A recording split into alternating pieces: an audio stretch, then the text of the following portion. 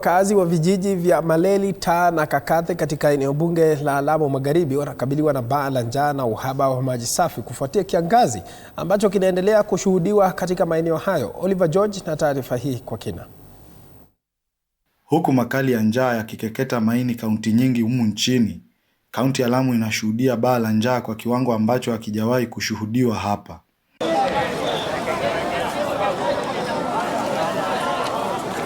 Wakazi wa vijiji vya Maleli, Taa na Kakathe katika eneo bunge la Lamu Magharibi wanasema kuwa kukosa mavuno wakati wa mvua fupi ya vuli mwishoni mwa mwaka jana kumesababisha changamoto kubwa ya chakula na maji. Matarajio yetu sana ni mahindi kutoka shambani. Na kwa vile tulikuwako na matumaini makubwa sana tutapata chochote, yale akiba tulizokuwa nazo chache tumezitumia. Saa hii chakula si mwanadamu, si mnyama, si kuku pia, wote wako taabani. Wakazi wanalalamikia kukosa maji safi ya kunywa na kulazimika kusafiri mwendo mrefu au kununua bidhaa hiyo kwa gharama kubwa.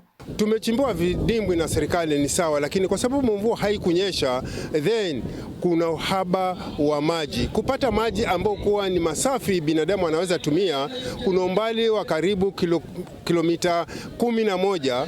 Wamesema juhudi za serikali ya kaunti ya Lamu kupeleka maji hazitoshi, kwani yanadumu kwa siku chache pekee na hulazimika kulipa ada ya juu. Shilingi 300 mitungi 5.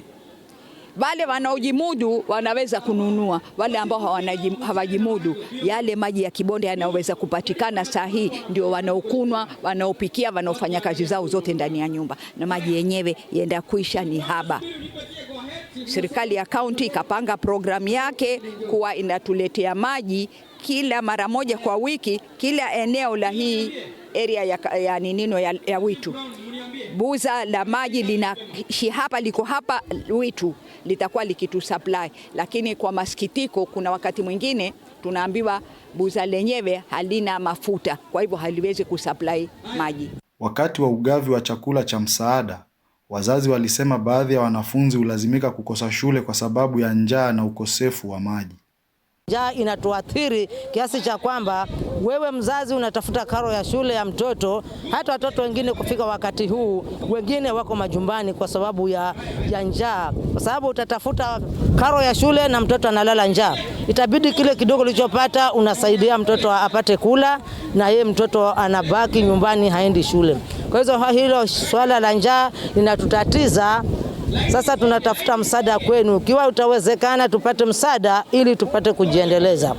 Mwakilishi wa wanawake kaunti ya Lamu Monica Marubu ametoa wito kwa serikali na wadau kutafuta mbinu za kudumu za kusaidia jamii kupata lishe na maji msimu huu wa kiangazi. Sisi tunaomba serikali, tunashukuru kwa ile kidogo tumekuwa tukipata, lakini tunataka ile comprehensive coverage, food supply, kwa sababu hata saa hizi hakuna kitu kingine tunalilia, ni kusustain maisha peke yake, kwa sababu watu wetu wako njaa mpaka inahuzunisha. Tunaomba tafadhali tusaidie, na ili watu wetu wasije wakaangamizwa na hii drought. Oliver George, TV47. Asante sana Oliver George kwa taarifa.